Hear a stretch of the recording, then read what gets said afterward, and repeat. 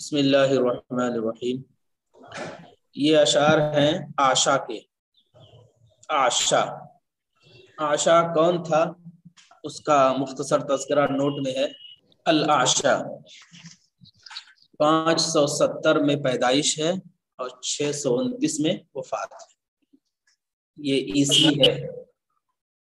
570 میں پیدائش اور 629 میں۔ ہوا ابو بصیر، اس کی کنیت ابو بصیر ہے۔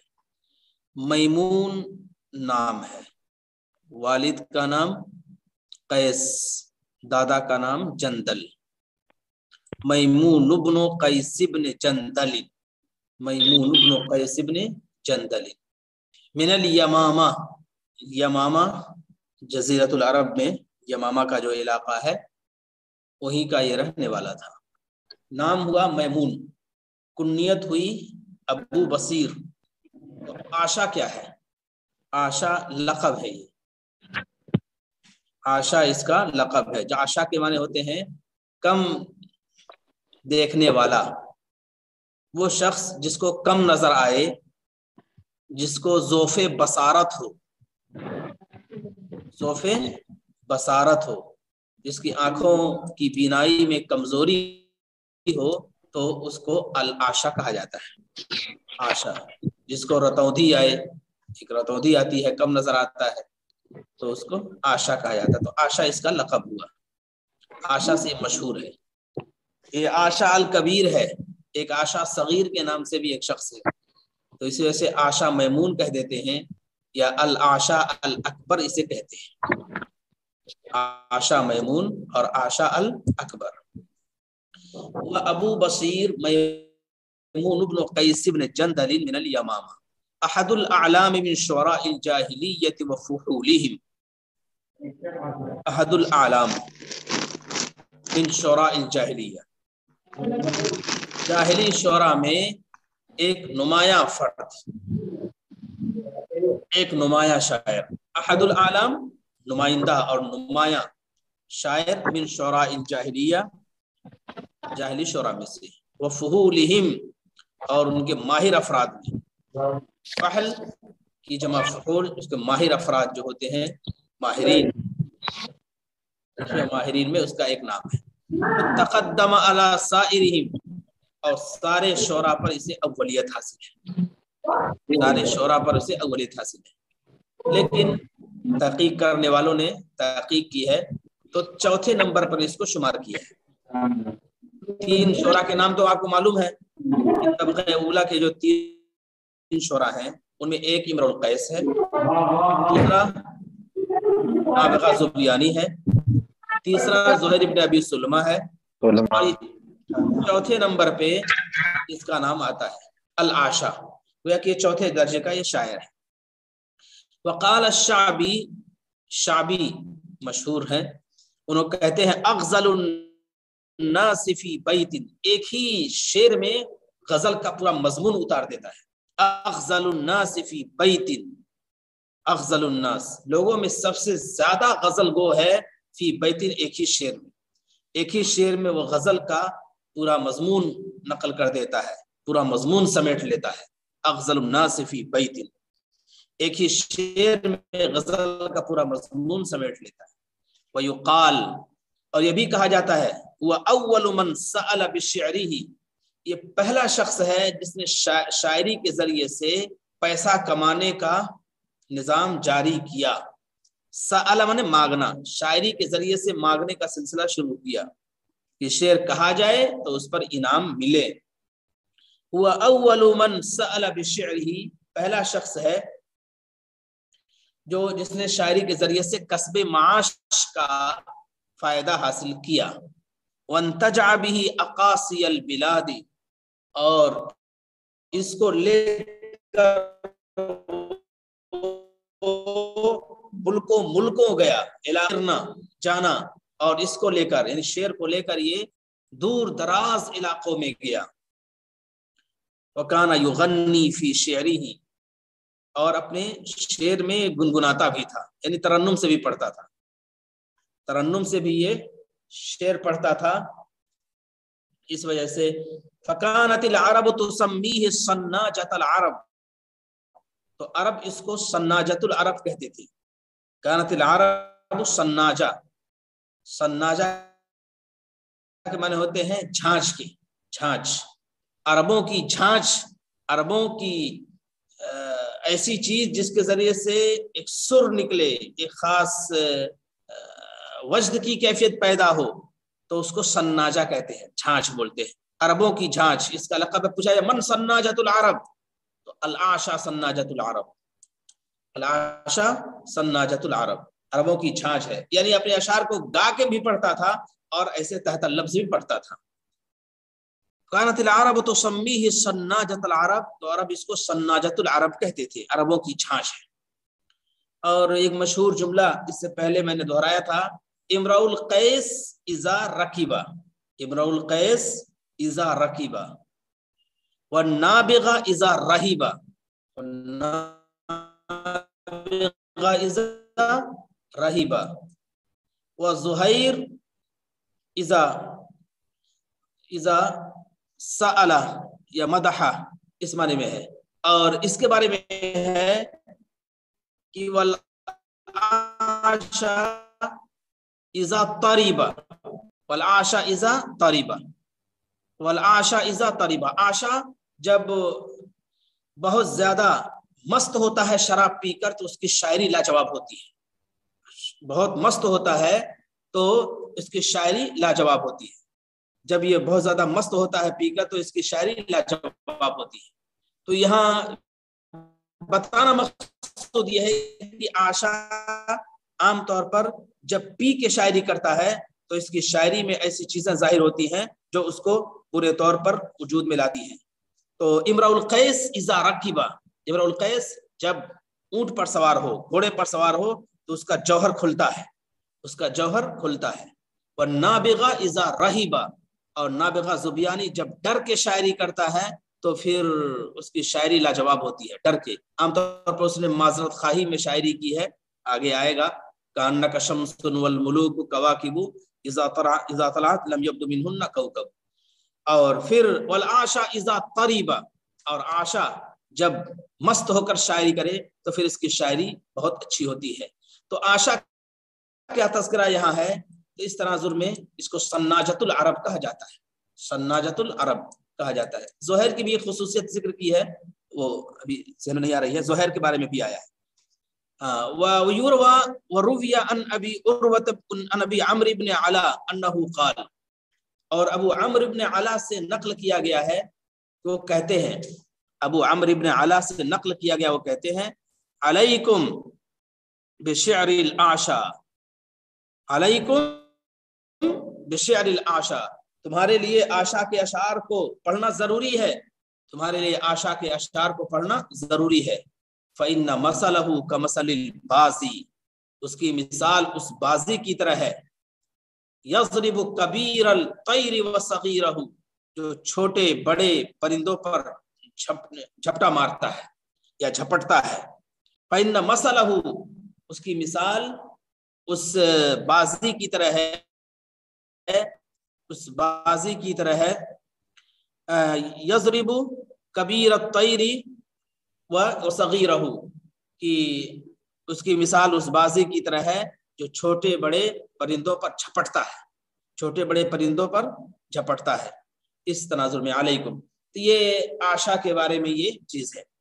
اور آگے دیکھیے قال محمد بن السائب الکلبی، اب محمد بن السائب کلبی کا یہ قول ہے، نیچے ایک واقعہ ذکر کیا ہے، اس کا خلاصہ یہ ہے کہ عاشا ابن میمون جو سناجۃ العرب ہے، یہ اوکاز کے بازار میں جایا کرتا تھا، اوکاز کے بازار میں جاتا تھا اور باقاعدہ اس کے خیمے لگتے تھے وہاں، اور لوگ اس سے اپنے اشعار کی سند چاہتے تھے، گواہی چاہتے تھے، شہادت چاہتے تھے.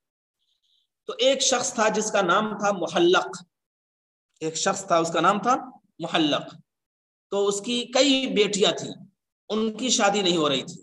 تو محلق کی اہلیہ نے ان سے کہا کہ یہ عاشا نامی شاعر ہے، اگر یہ شعر کہہ دے گا تو ہم لوگوں کا مقام و مرتبہ جو بلند ہوگا ہی، لوگ ہماری طرف رشک کی نگاہ سے بھی دیکھیں گے. تو اس کے محلق نے کہا کہ بھائی ہمارے پاس ضیافت کا کوئی انتظام تو ہے نہیں، کیسے اس کو ہم بلائیں؟ کہا نہیں نہیں، جو کچھ ہے ہمارے پاس اس کو ہم ضیافت کے لیے پیش کر دیں گے۔ چنانچہ یہ اوکاز کے لیے جا رہا تھا کہ راستے میں محلق کا علاقہ تھا، تو محلق نے جا کے اس کو روکا اور دعوت دی کہ آئیے ہمارے پاس اور ضیافت قبول کیجیے، مہمان ہوئیے۔ چنانچہ آشا رک گیا، اس کے ہاں گیا تو اس نے اپنی اونٹنی کو ذبح کیا، یعنی محلق نے مدارات کی، خوب اس کی خاطر مدارات کی، اور اتنی خاطر مدارات کی کہ یہ مست ہو گیا، اور پھر اس کے بعد شراب کباب کا دور بھی چلا۔ تو اس طرح سے بہت خوش وہاں سے نکلا۔ جب وہاں سے نکلا تو اوکاز نامی بازار میں گیا، اور وہاں جا کر اس نے محلق کی تعریف میں بہت عمدہ اشعار کہے، محلق کی تعریف میں بہت عمدہ اشعار کہے، جس کا اثر یہ ہوا کہ محلق کا درجہ اور محلق کا مرتبہ بلند ہو گیا، محلق کا درجہ محلق کا مرتبہ بلند ہو گیا۔ اور اس کی 8 بیٹیاں تھیں، اور رخی نے لکھا ہے کہ اس کی 8 بیٹیاں تھیں، کوئی نکاح کا پیغام نہیں دے رہا تھا، اس کی غربت کی وجہ سے، اس کی مسکنت کی وجہ سے، اس کی فقیری کی وجہ سے۔ لیکن آشا نے جب اشعار کہے تو لوگوں کے اندر یہ احساس ہوا کہ ارے یہ تو بہت چھپا رستم تھا، یہ تو بڑا آدمی تھا جس کو ہم مقام کو ہم نہیں جانتے تھے۔ چنانچہ اس نے لوگوں نے اس کی بچیوں کو پیغام دیا، اور 1 سال کے اندر 8 بچوں کی شادی ہو گئی، 1 سال کے اندر 8 بچوں کی اس کی شادی ہو گئی۔ تو یہ بڑی بات تھی۔ کہا جاتا ہے کہ شعراء زمانے جاہلیت میں اشعار کے ذریعے سے کسی کے مقام کو بہت اونچا کیا کرتے تھے، اور اشعار ہی کے ذریعے سے کسی کو بہت پست کر دیا کرتے تھے۔ تو یہ انداز تھا شعراء کا۔ تو یہ عاشا ابن میمون نے جو محلق کی تعریف میں اشعار کہے ہیں، وہ آج آپ کے درس کا جز ہے۔ یہ دیکھ لیجئے، قال محمد ابن صائب الکلبی، محمد ابن صائب کلبی کہتے ہیں، کان العاشا یوافی سوق اوکاز، عاشا یہ سوق اوکاز میں جایا کرتا تھا، یوافی مانے پہنچتا تھا، جاتا تھا، وہاں رہتا تھا۔ وکان المحلق الکلابی لہو بنات کثیرات، اور محلق کلابی کی بہت سی بیٹیاں تھیں۔ مرتن قالت لہو امراتہ، ایک مرتبہ اس کی بیوی نے کہا محلق کی، یا ابل کلاب، اے ابو کلاب، ما یمنعک من التعرض لهذا الشاعر، کیا چیز مانے ہے کہ آپ اس شاعر کو دعوت دیں؟ کیا چیز مانے ہے اس شاعر کو دعوت دیں؟ آپ یہاں سے جاتا ہے، گزرتا ہے، تو اس شاعر کو دعوت دیجئے۔ فما رأیت احدا اختطعه الى نفسه الا واکسبه خیرا، میں نے نہیں دیکھا ہے کسی کو جس نے اس کو اپنا بنایا ہو، اختطعه الى نفسه، اختصه بنفسه کے معنی میں، اختصه، میں نے نہیں دیکھا کسی نے اس کو اپنا بنایا ہو مگر یہ کہ اس نے اس کو فائدہ ہی پہنچایا ہے، نقصان نہیں پہنچایا ہے، اس نے عام طور پہ فائدہ ہی پہنچایا ہے۔ فما رأیت، میں نے نہیں دیکھا کسی کو، اختطعه الى نفسه، کہ کسی نے اس کو یعنی اس شاعر کو اپنا بنایا ہو، اپنے لیے خاص کیا ہو، الا واکسبه خیرا، مگر اس نے اس کو فائدہ ہی پہنچایا ہے۔ قال ویحک، کہا تمہارا، ویحکی، عورت سے کہہ رہا ویحکی، اس نے کہا کہ تمہارا برا ہو، ما عندي الا ناقتی، یہ صرف میرے ایک اونٹنی ہے، وعلیہ الحمل، اور اسی پر سارا نظام چلتا ہے، ہم لوگوں کا سامان کے لادنے کا، سامان کے لے جانے کا، اور بار برداری کا سارا کام اس سے لیتے ہیں۔ ما عندي الا ناقتی، ہمارے پاس صرف ایک اونٹنی ہے، وعلیہ الحمل، اور اسی پر اٹھنا بیٹھنا ہے۔ قالت اللہ یخلفها علیک، تو اس نے کہا کہ اللہ تعالیٰ دیں گے، کیوں گھبراتے ہیں آپ؟ اللہ یخلفها علیک، اللہ تعالیٰ دوسری اونٹنی دیں گے۔ قال فهل له بد من الشراب، کیا شراب کی اور کباب کی گنجائش ہے اس کے لیے؟ قالت ان لی ذخیرۃ بها، ہاں میرے پاس اس کا ذخیرہ ہے، ہاں اس کی ضیافت ہم کر سکتے ہیں۔ ثم دعا العاشا، پھر محلق نے عاشا کو بلایا، ونحر له ناقته، اور اپنی اونٹنی کو ذبح کیا، وسقاه، اور اس کو شراب پلائی۔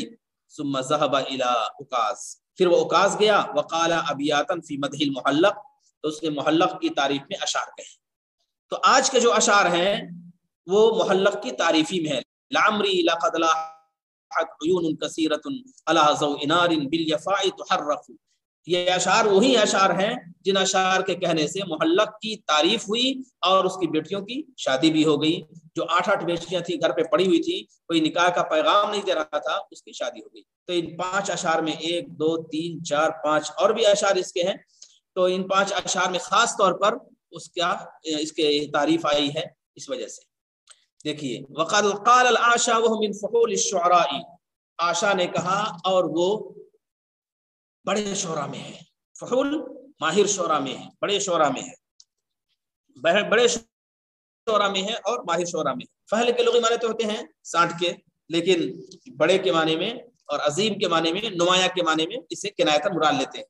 جیسے کبش کے معنی میڑھے کے ہوتے ہیں، لیکن کبش یہ سردار کے معنی میں نہیں لیتے ہیں. تو اس طرح سے عربی زبان میں بعض چیزیں ہیں جو اپنے لغوی معنی سے ہٹ کر اپنے مرادی معنی میں استعمال ہوتی ہیں، کنائی معنی میں استعمال ہوتی ہے. تو اس وجہ سے اس کا جاننا ضروری ہوتا ہے. وہ من فحول الشعراء، اور یہ بڑے شعراء میں ہے. یمدح المحلق، محلق کی تعریف کر رہا ہے، محلق کی تعریف کر رہا ہے. لعمری لقد لاحت عیون کثیرۃ الی ضوء نار بالیفاع تحرق، بالیفاع تحرق. لعمری، میری عمر کی قسم، میری عمر کی قسم. عربوں میں تھا یہ اسلوب کہ وہ اپنی عمر کی قسم کھاتے تھے. اب شرعی لحاظ سے یہ جائز ہے ناجائز ہے یہ الگ مسئلہ ہے. بالکل ناجائز ہے، عمر کی قسم کھانا جائز نہیں. پھر قرآن میں اللہ تعالیٰ نے لعمرک انہم لفی سکرتہم یعمہون، رسول پاک صلی اللہ علیہ وسلم کی عمر کی قسم کھائی ہے، اور وہ بھی ایک بار ہے. تو اس سے آپ کے مرتبے، آپ کے مقام کی طرف اشارہ کرنا مقصود ہے. تو ویسے یہ جاہلی شعر ہے، یہ اس میں حلت و حرمت کا ان کے ہاں کوئی مسئلہ ہی نہیں تھا، جو چاہتے تھے کرتے تھے. لعمری، میری عمر کی قسم. لقد لاحت عیون کثیرۃ، لاح مانے لاح یلوح، لوحن کے معنی ہوتے ہیں ظاہر ہونا. لاح یلیح لوحن، ظاہر ہونا. لاح یلوح لوحن میں ظاہر ہونا. لقد لاحت عیون، اللہ الا کے ساتھ استعمال ہو جائے تو اٹھنے کے معنی میں ہے، اٹھنا، نگاہ کا اٹھنا. لقد ارتفعت الاعین، عیون کثیرۃ، بہت سی نگاہیں، بہت سی نگاہیں، بہت سی آنکھیں. عیون کثیرہ، بہت سی نگاہیں، بہت سی آنکھیں، بہت سی نگاہیں، بہت سی آنکھیں. لعمری لقد لاحت عیون کثیرۃ الی ضوء نار، میری عمر کی قسم بہت سی نگاہیں اٹھی ہیں، بہت سی نگاہیں اٹھی ہیں، بہت سی آنکھیں اٹھی ہیں، بہت سی آنکھیں بلند ہوئی ہیں. میری عمر کی قسم بہت سی آنکھیں اٹھی ہیں، بہت سی آنکھیں بلند ہوئی ہیں، بہت سی نگاہیں دیکھ رہی ہیں.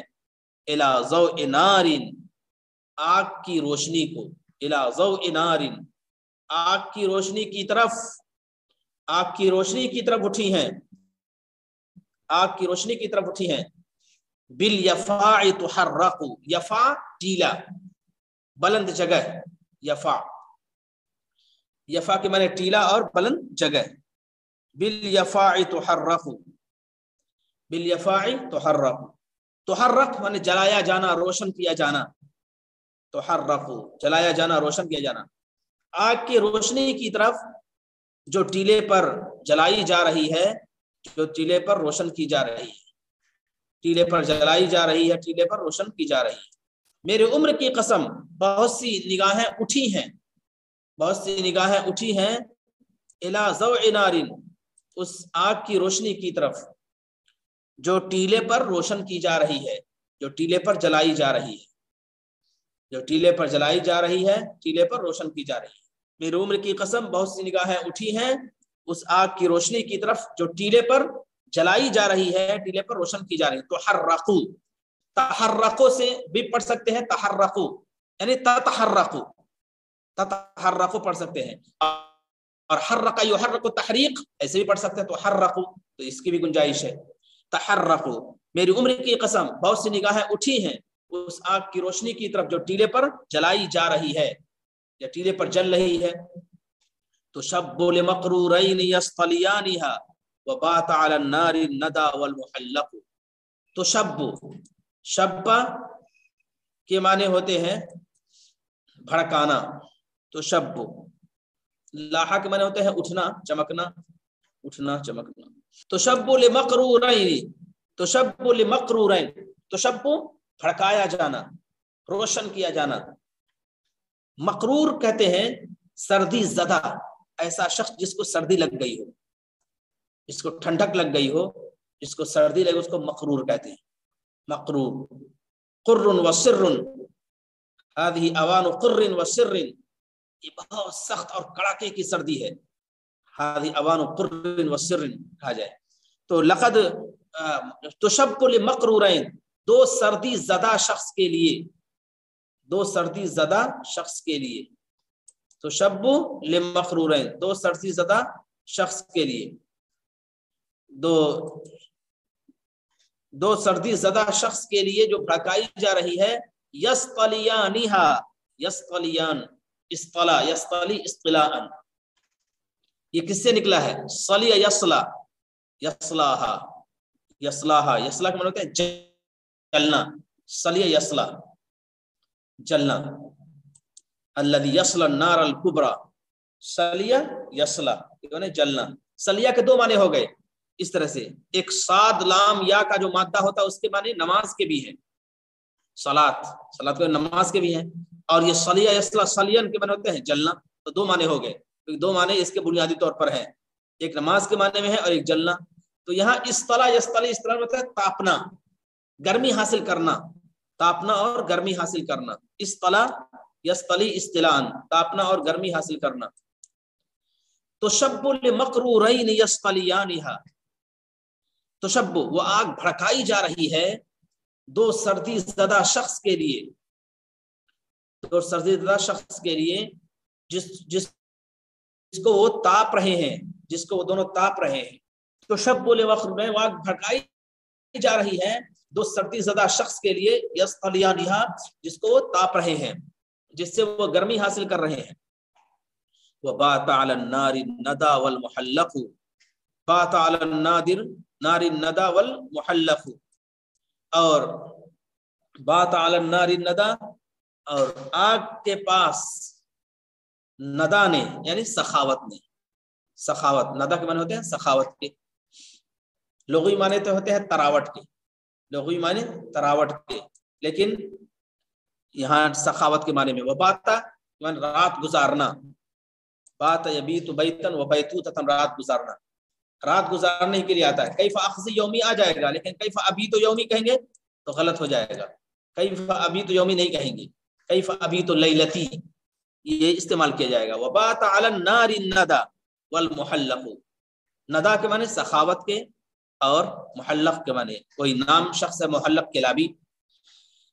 وتشب لمقرورین یصطلیانہا، وہ آگ بھڑکائی جا رہی ہے دو سردی زدہ شخص کے لیے، دو سردی زدہ شخص کے لیے جس کو وہ دونوں تاپ رہے ہیں۔ وبات علی النار الندى والمحلق، اور سخاوت اور محلق نے آگ کے پاس پوری رات گزاری ہے، سخاوت اور محلق نے آگ کے پاس پوری رات گزاری ہے، سخاوت اور محلق نے آگ کے پاس رات گزاری ہے۔ مطلب آگ کے پاس رات گزارنے کا کیا مطلب ہوا کہ پوری رات آگ جلتی رہی تو کھانا پکتا رہا، لوگوں کو کھلایا جاتا رہا، اور کوئی فقیر اور کوئی محتاج جو آیا، ضرورت مند آیا، تو اس کے سخاوت سے، اس کی فیاضی سے محروم نہیں ہوا۔ گویا یہ بتانا مقصود ہے کہ محلق کو تم غریب سمجھ رہے ہو اور محلق کو فقیر سمجھ رہے ہو، وہ بہت بڑا سخی ہے، راتوں رات اس کی آگ جلتی رہتی ہے اور وہ بھڑکائی جاتی رہتی ہے۔ وبات علی النار الندى، اور ندا نے اور سخاوت اور محلق نے آگ کے پاس رات گزاری ہے۔ اب کس طرح رات گزاری ہے آگے مزید اس کی وضاحت کر رہے ہیں، تو شب لمقرورین یصطلیانہا، کہ وہ آگ بھڑکائی جا رہی ہے ایسے دو سردی زدہ شخص کے لیے جس کو دونوں تاپ رہے ہیں، اور سخاوت اور محلق نے آگ کے پاس رات گزاری ہے۔ رضیع لبانی ثدی ام تقاسما، رضیع لبانی، رضیع معنی ہوتے ہیں دودھ پینے والا، رضیع دودھ پینے والا، رضع دودھ پینا، لبان کے معنی دودھ کے ہے، لبان نہیں ہے، لبان اس سے پہلے آیا تھا جس کے معنی سینے کے ہوتے ہیں، لام کے کسرے کے ساتھ ہو تو سینہ، لام کے کسرے کے ساتھ ہو تو سینہ، اور لام کے فتحے کے ساتھ ہو تو دودھ۔ رضیع لبانی ثدی امن، لبان یہ دودھ کے معنی میں ہے، لبان دودھ کے معنی میں، सदी के माने जानते हैं छाती के, पिस्तान के, सदियुन। उम्मिन, उम्मिन माँ। तकासमा, दोनों ने कसम खाई है। तकासमा कसम खाने के माने में है, ये हिस्सा लेने के माने में नहीं है, बल्कि कसम खाना। दोनों ने एक साथ कसम खाई है, दोनों ने एक साथ कसम खाई है। रज़िया के माने दूध पीने वाले हैं, दूध पीने वाले। और लबान के माने होते हैं दूध के। और सदिय के माने छाती के, पिस्तान के। उम्मिन माँ। तकासमा, दोनों ने कसम खाई है। अरबी में एक ताबीर इस्तेमाल होती है जब बताना हो कि दोनों एक साथ रहते हैं, दोनों, हम प्याला, हम नवाला, हम खुरमा, हम शराब है, तो कहा जाता है हुमा रज़िया, रज़िया लबनिन व ज़जिया महदिन। हुमा रज़िया लबनिन व ज़जिया महदिन। ज़जिया महदिन, महद के माने जाते हैं झूले के। ज़जिया महदिन, हुमा रज़िया लबनिन व ज़जिया महदिन। जैसे चोली दामन का साथ है, चोली दामन का साथ है।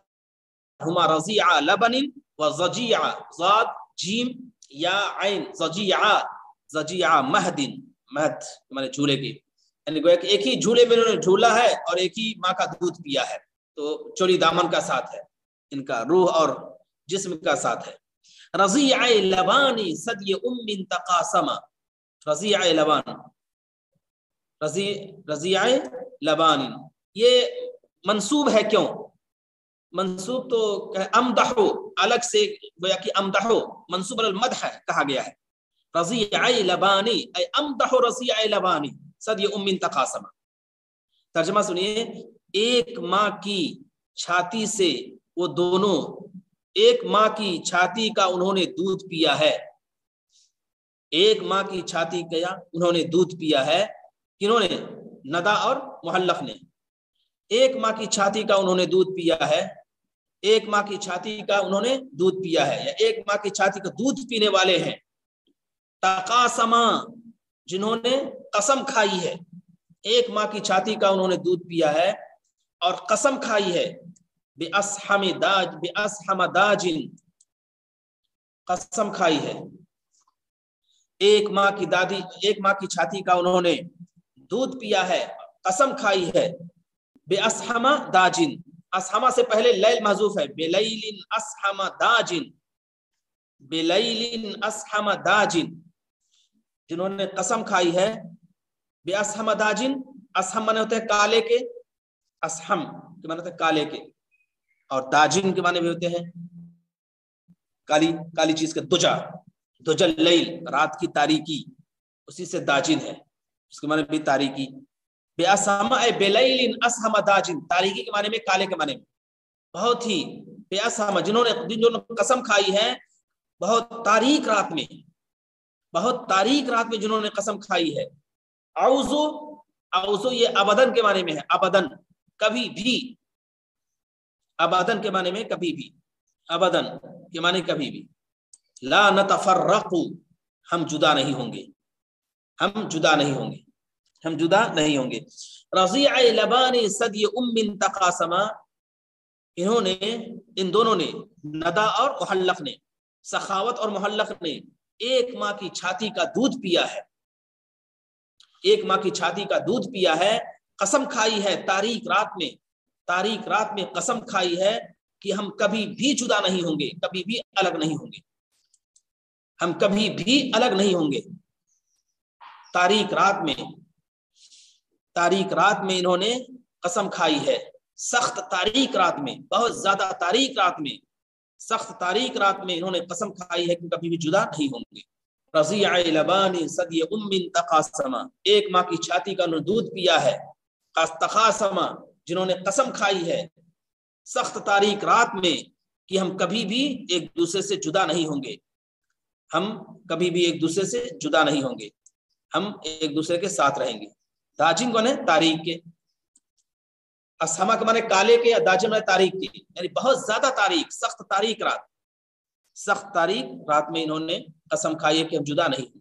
फिर एक बार सुन लीजिए वहां से ऊपर से, वक्त खत्म हो रहा है। लामरी लक़द लाहत उयून कसीरतुन, मेरे उम्र की कसम बहुत सी निगाहें उठी, बहुत सी निगाहें बुलंद हुई।